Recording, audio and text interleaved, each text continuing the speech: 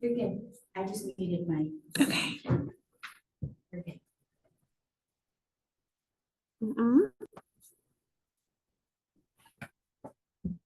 Okay. So wonderful. Thank you. So does everybody online hear me okay? Maybe just give like a remote thumbs up or something. Yes. Perfect. Thank you.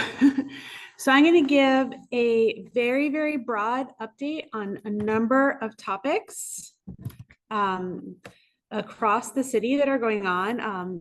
A recent housing element adoption, some good news there. Some updates on housing development projects that are moving forward, other development projects outside of the housing realm, and some items that are on our November 2024 ballot.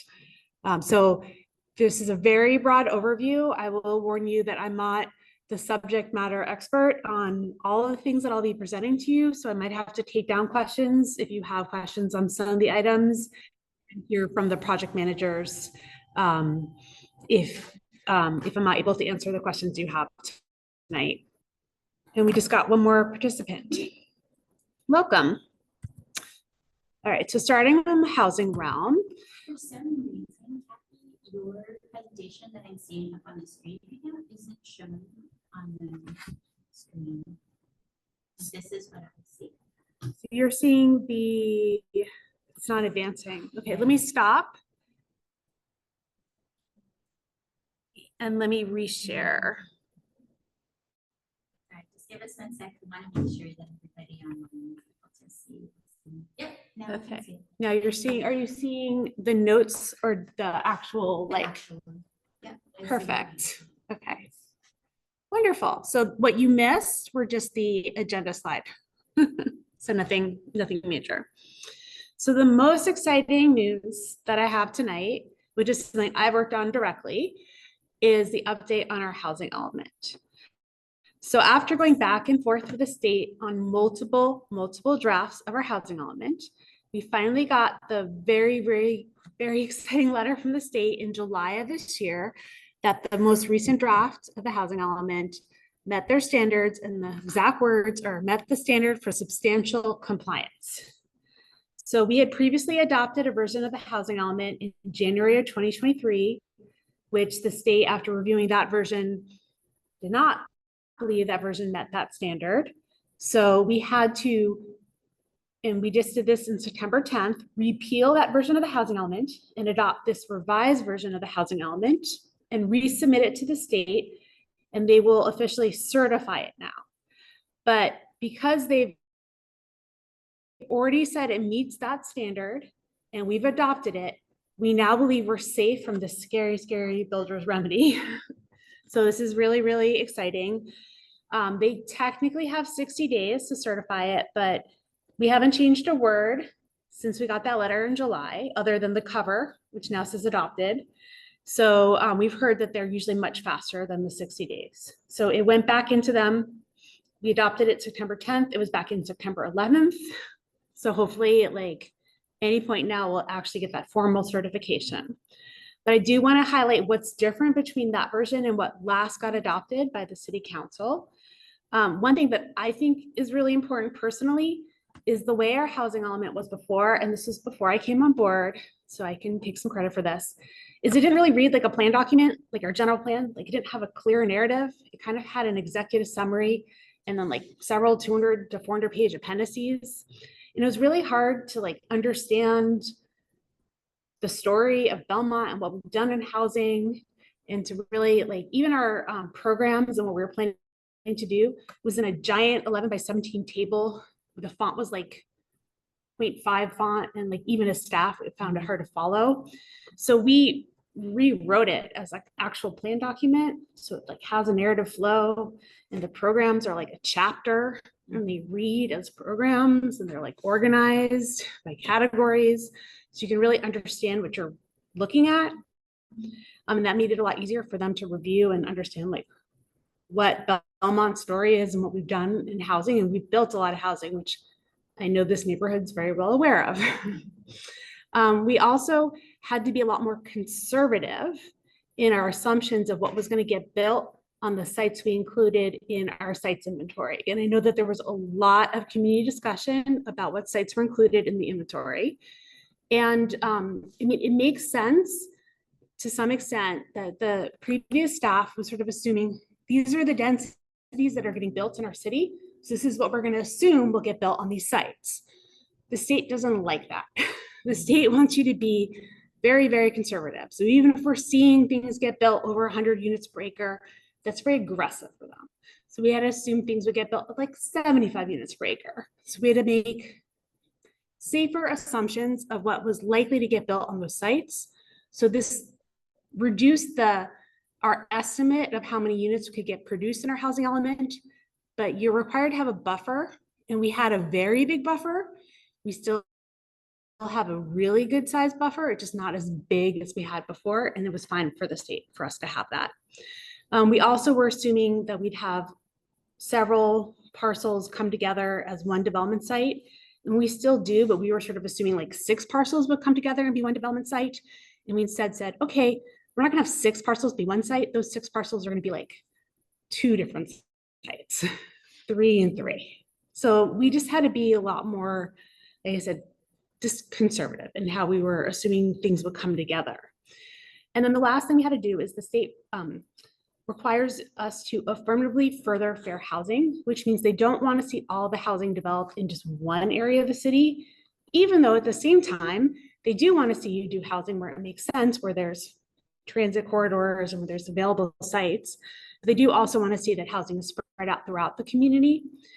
So we did have to add more policies that would encourage more housing development throughout the city. And we did that by looking at our policies related to ADU development, second unit development, and allowing for more flexibility in how people might build their second units by allowing them to have maybe more flexible sizes of those units or flexible configurations.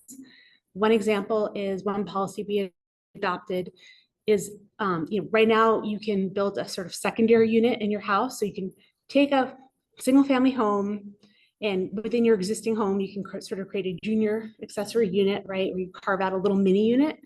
Well, like, why not allow you to carve out like 2 equal size units so that you can support 2 larger families instead of just like a granny unit and a main family. So we just allowed for a little bit more flexibility because people have different family sizes, and this just allows people to accommodate more, meet their needs more within our neighborhoods. I really want to emphasize this because I know it was really important, especially to these neighborhoods. We did not add any additional properties to our sites inventory. We were working with what we already had. So as I said, it's been resubmitted to the state. It's been adopted by our city council. There is no reason why we won't be certified at this point. We've been told that what we already put together met their criteria. It's just a formality at this point in time. So very exciting news. We're very proud of the work that we did on that. Sorry, these aren't advancing very easily. Did it advance on Zoom? Yeah. Okay. So these 3 projects that are squished together on this one slide are housing projects that have already been approved that I think you've heard of before. So I'm just giving a quick update on them. So the Harbor Line project is one that's actually in the Harbor industrial area off of 608 Harbor. So it's 103 units right at the corner of Old County Road in Harbor. So this was approved, I think, back in, before my time, so I don't know if that one was 2023, but that project is kind of taking a pause. So the developer of that is the same developer that did the Artisan Crossing project that's just like down the block from it. And they have not decided, they haven't gone forward and pulled building permits on that. So they're sort of waiting until market conditions maybe improve. It's a market rate housing project that has some affordable units, but that's sort of on pause for the time being. The other 2 projects on this slide, the Rome project at 803 Belmont Avenue, that's 100% affordable, it's 125 units. That project is under construction. So it's where the former Bel Mateo Hotel or motel used to be, near the San Mateo border. That's pretty exciting. If you go by it, the gradings well underway. And so that started construction this spring and usually takes about 2 years from start to finish. The other project, the Link project, is another affordable project. And that project's been trying for a really long time to get its financing, like a really long time. And the really exciting news is it's finally gotten its financing. So that project is anticipated now to start construction in spring 2025. So it's just getting its award this fall. So it looks like at this time, like affordable housing, it's kind of what's able to move forward, and market rate housing's having a little bit more difficulty. So this next slide is talking about some of the state requirements on housing projects that I know this neighborhood's very, very familiar with. And this is sort of a prelude to the next few housing projects that I'm going to talk about. And I know back in January when I was here with Carlos, we talked about this, but I just sort of wanted to give a quick refresher. So under state law, there's a few different state laws in play that are covered in this slide. But basically, there's certain state laws that require us to give streamlined review to housing projects where we pretty much have to only apply objective standards. We can't say no, especially if they're 100% affordable projects. There's other state laws at play that say 100% affordable projects, if they're within a half mile of the train station, they get to have 3 extra stories of height, whatever the height is set at, and no parking is required. And there's another state law in play that says if a site was included in the prior housing element and it wasn't developed, then that project also gets to be approved by right, meaning you can't say no to it as long as it meets objective standards. All these relate to the next 3 projects that I'm going to present to you, none of which are new to you, but these are all at play. So none of these projects are ones that the city has any ability to say no to, as long as they meet our standards already in place. So these 2 are grouped together because they're by the same developer, and honestly, they're going to develop pretty much at the same time. So 678 Ralston is the one that's like where the Green Cleaners is, right on Ralston Avenue. That was, it's an 8-story building that's 80+ feet tall, 65 units with 15 parking spaces. That they filed originally in February. Is that right? Yeah, they originally actually filed late last year, but then they had to refile their application in February, and they got approved this last May. And then right cat-a-corner to their site, with the Wendy's being the sole parcel in between, they filed another application for 951 Oak County Road, another 63 units. That one only has 8 parking spaces, so even fewer. And that one, they are planning some little bit of commercial space on one of the corners that they just filed in August. And we've got another, I think, roughly month and a half left to finish the review of that project. Both of those are 100% affordable projects. So they'll probably be applying for their financing at the same time for both of those, and they might end up being developed together. We don't know if they'll get financing in their first round.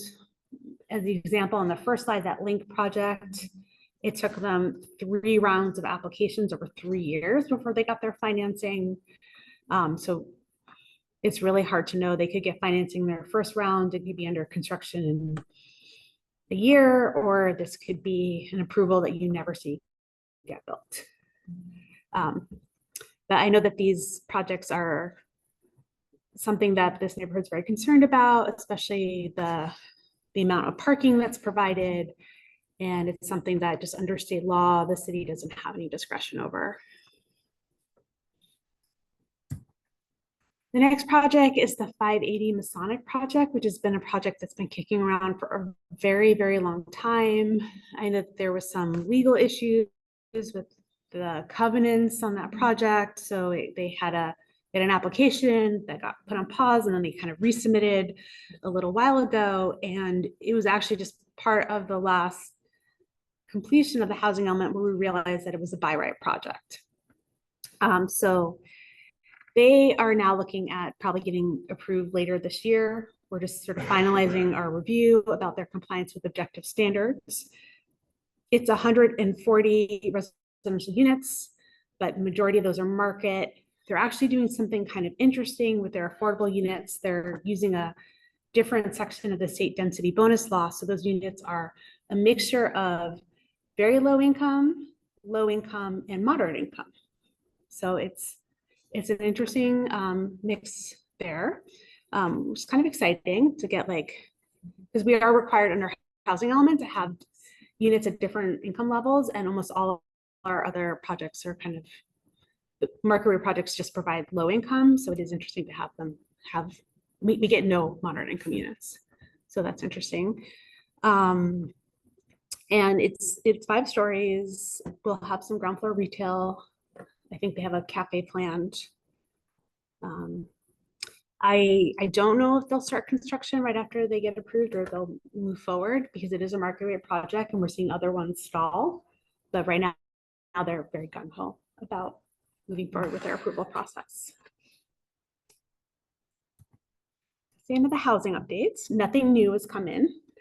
So we are kind of at least not seeing a lot of new applications being filed for housing projects from what we've seen in the past, or at least in the last 6 months. Kathy, are all the development updates up to date for each of those?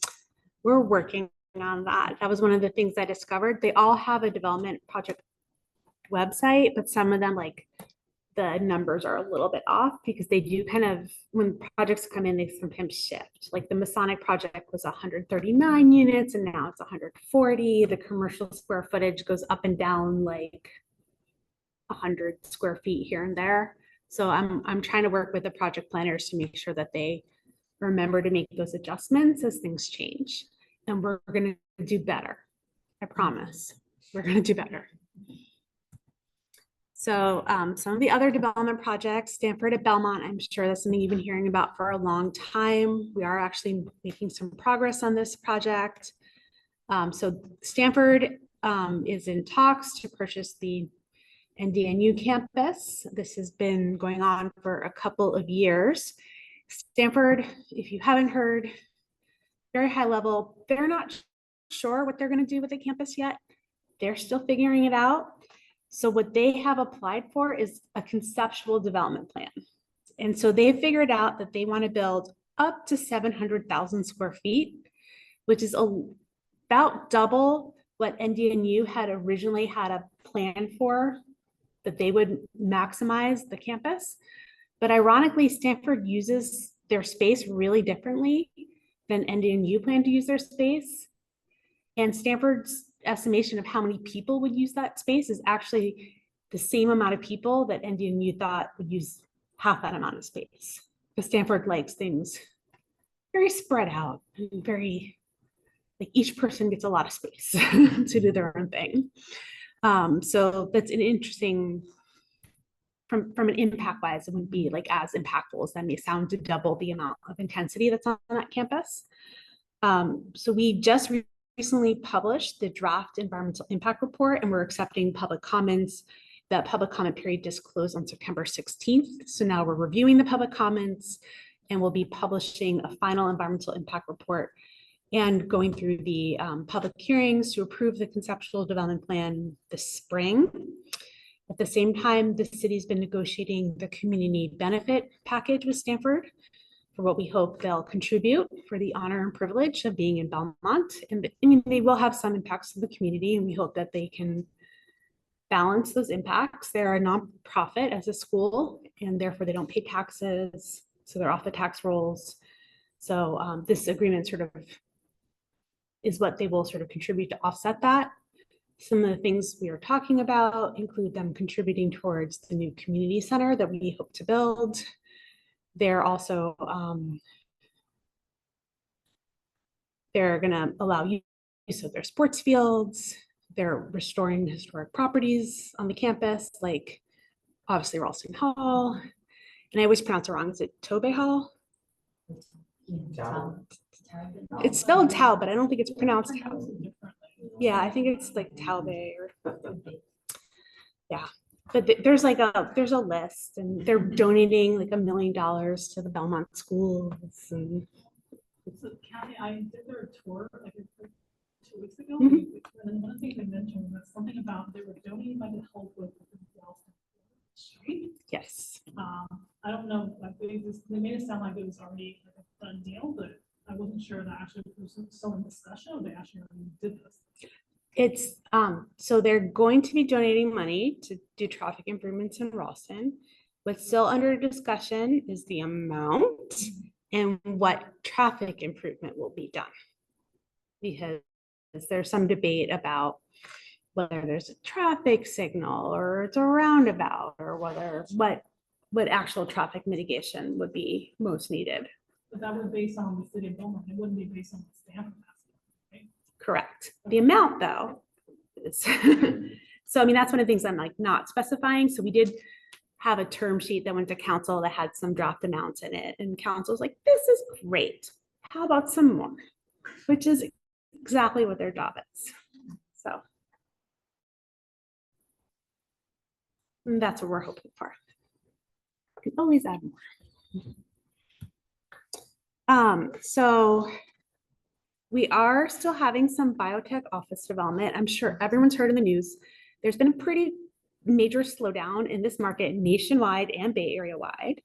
When we were last before you, we had 2.5 million square feet in the pipeline, which I was pretty new to the city, but I was like, that's a lot. And it was a lot. And so 2 out of 4 of the projects that were proposed have kind of like taken a pause. That doesn't mean that they won't get developed someday, but like every city around us had 2.5 to 5 million square feet in the pipeline. And I'm like, this isn't going to happen in all these cities. And so this is normal. This is a market cycle, fully to be expected. So the 2 projects that are still moving forward, actively seeking their entitlements, include 1301 Shoreway, which is pretty far along. They've started work on their environmental impact report. They've been before the Planning Commission for a study session. That's on the other side of the freeway. There's an existing office building that they'd be replacing. And then Beam Reach, which is in the Harbor Industrial area. So that project is dependent on the Harbor Industrial annexation process going through. And that is sort of like halfway down Harbor Industrial. And that's a pretty large project, 800,000 square feet. Both of those are about 7 stories. And what's interesting is like 7 stories of biotech is really different than 7 stories of housing. So office biotech floors are like 20 feet floor to ceiling versus housing floors. So we're talking a lot taller. So the two other projects were the 601 and the 300 to 400 Island Parkway project. Those may come back. I fully expect they'll come back at some point, but maybe not for another few years. And then cannabis. So back in November of 2023, the city approved a framework for consideration of cannabis retail. So they approved an overlay zone. So they didn't zone any properties for cannabis, but they approved a zoning designation that properties could apply to be rezoned to, and only properties on El Camino between O'Neill and the San Carlos border. And then city staff, we issued a solicitation of interest to see what cannabis operators might be interested in, just try to vet and make sure that we were only getting ones that were like reputable operators, like the best interest of the city at heart. We got 4 applications and we narrowed it down to 2. And I should add that the city council said no more than 2 operators.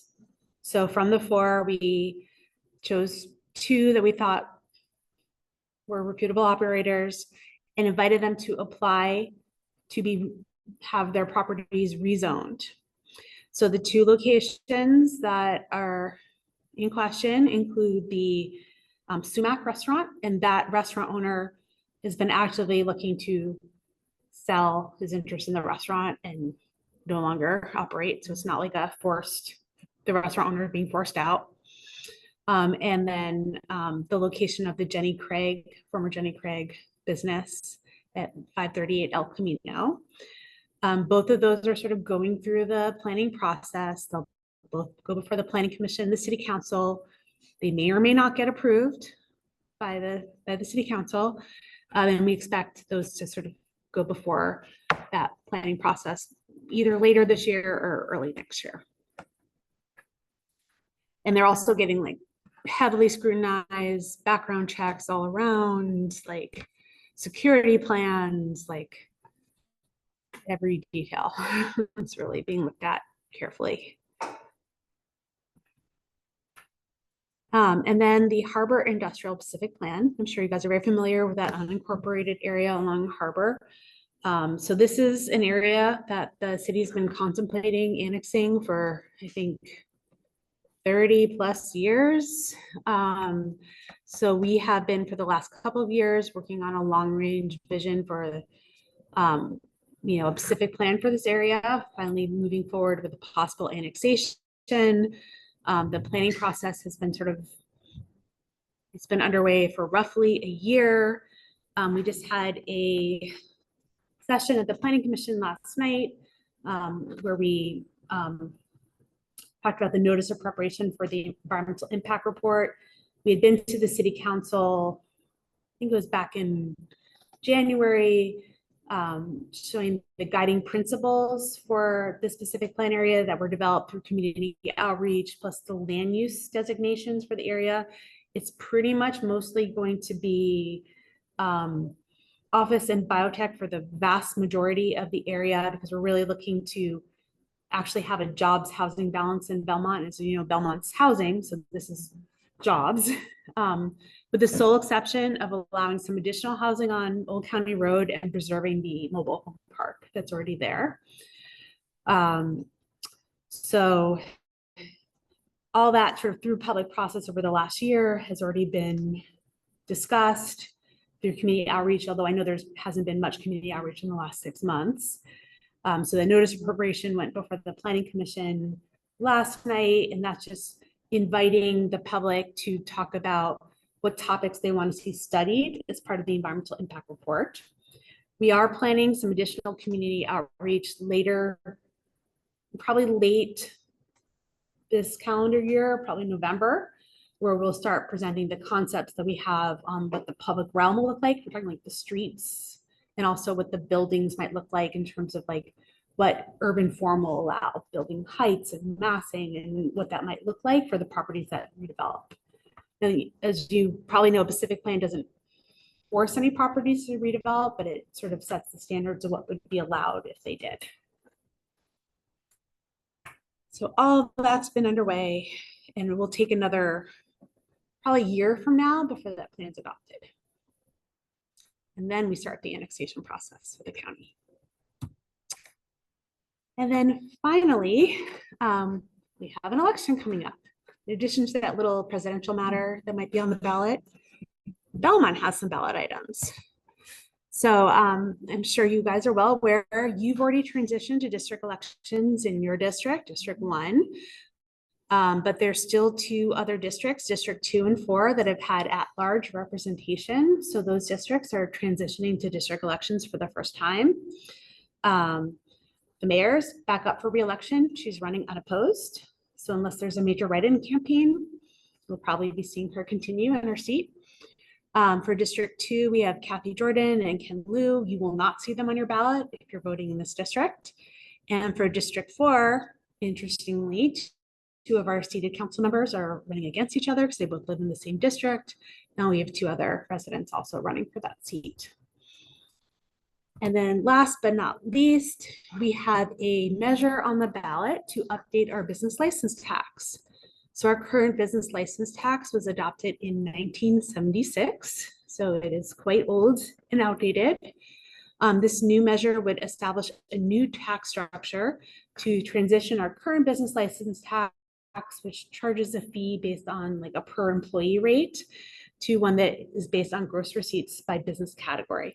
By business category means like there's one rate for like a retail business versus a professional business. And that's put in place because certain businesses have different profit margins. Like a retail or restaurant run on much thinner margins than like a professional office kind of business. One of the reasons why we're doing this is we actually have, right now we have a flat minimum tax of $341, which is the highest minimum tax of any city in the area. Most other cities, their minimum tax is like $25. And as a result of us having a really high minimum tax, this is true. Like most of the tenants in Carmont Shopping Center pay the same tax as their landlord. So our tax, as a result, many small businesses pay the same amount as many really high grossing businesses, which makes the tax somewhat regressive. So we're trying to correct for that. We're actually not planning to generate additional revenue from this tax. We're just trying to correct for what we think is an imbalance in the current tax rate. We're also expanding the exemption. So anyone who makes under $10,000 doesn't have to pay the tax at all. Right now that standard's $1,000. So like our rec instructors who teach yoga classes are getting charged $341. They're like, I only make 500. Like, this doesn't make sense. So these are things we're just trying to fix. We did some projections when we were putting this together, and literally like over 60% of our businesses are going to see a decline in the tax rate. We did pretty extensive outreach with the business community to put this in place. So this is something we did working closely with our business community. It's on the ballot without a statement of opposition. So I think that says a lot. And what the business tax revenues are used for is just general city services. So this goes in our general fund. It's used for everything from fixing potholes to paying for police services, fixing parks, providing rec programs. It's just one of the main sources of city revenues. And that is all. Happy to answer questions on any of those 20 things I covered. So Kathy, I had a question, getting back to the two proposed developments at Ralston. I will go back to that slide. So let's assume for a minute that the developer decides to do both. Oh, that was there. Yes. Both start the construction for both at the same time. Mm-hmm. Do you have a sense on what kind of power the city has when it comes to things like a traffic plan? And I just can't imagine having two going at the same time, just with the traffic day to day right now, in addition to. So does the city have some type of, you can do this, you can't do that, or does that carry over to, it's all affordable housing, so you guys are kind of. No, I mean, we can control like truck routes and like hauling and street encroachments and when they can block routes and try to keep that outside of the worst of the congested hours, which honestly on Ralston is like all day. No, I know. It's like it gets a lot better after 9 and then it gets really bad again after 3. But I mean, that's kind of what we can control, but is private property. And so like, you know, we can, what they do on the private property is hard. And we, I do want to say like, so for the, like the Roman Link property, those are projects where the city has like contributed funds to, and we're like one of the lenders for those projects. Like we have not provided funds to these. This is not, the city has no role in these other than being checking the box to say these meet objective standards.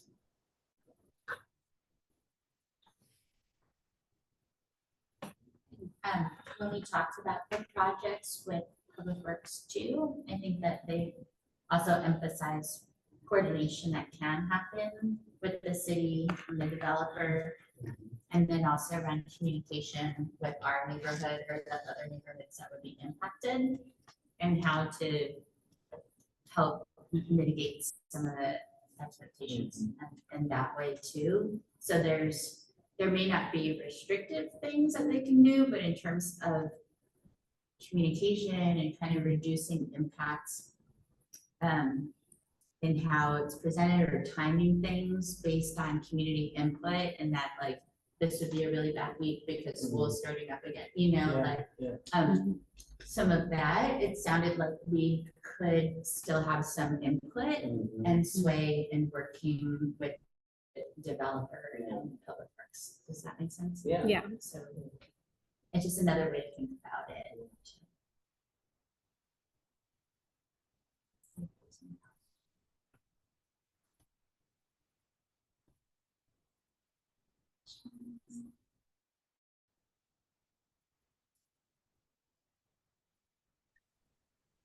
Do you guys have any questions online?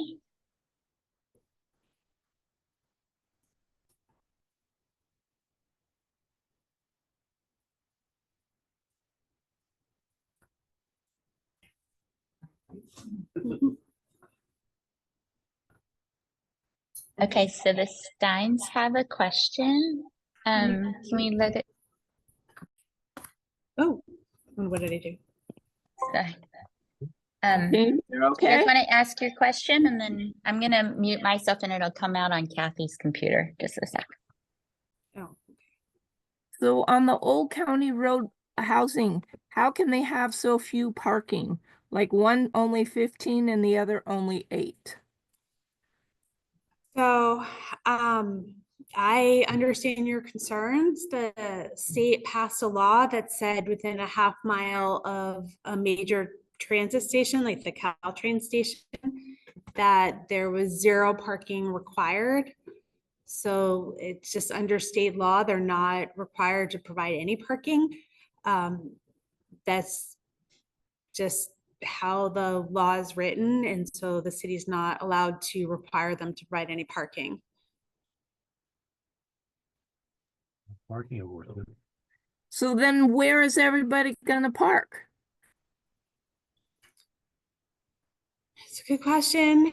I think they are required to try to provide transit passes to their residents and encourage them to take transportation, but will their residents still possibly have cars? Yes. Will there potentially be spillover impacts on the neighborhood? Yes, possibly. It is a concern, absolutely. I think if it's helpful for Thank you. folks online too, or if anybody wants more information, we had a pretty extended conversation in March with CRP when they were here about those 2 projects. And they did talk a lot more about the traffic and the parking concerns. I know that it's under ministerial review and that it felt pretty powerless as neighborhoods about it, but at least in terms of CRP's efforts and how they work with their residents, I think I just want to point people to that meeting, and we have it on our website, and we have a recording of that conversation too. Sorry, I just turned on my camera. I feel bad that you're not seeing my face.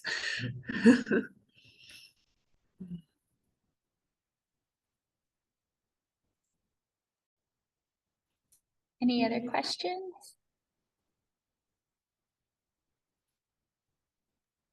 And Joshua, too, I know you're from Ruth Ave, so if you have any questions in particular for your neighborhood too, feel free to ask them. Obviously, this is oriented towards those of us who are just east of El Camino, but definitely want to give you that chance.